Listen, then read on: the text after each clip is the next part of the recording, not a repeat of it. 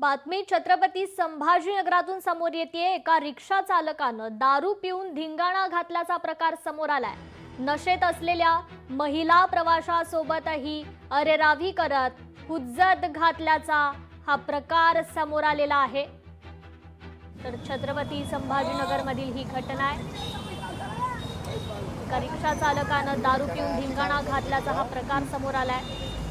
या रिक्षा चालकानं नशेत एका महिला प्रवाशासोबत आरेरावी केली, हुज्जत देखील घालत असल्याचा हा व्हिडिओ आता समोर आला।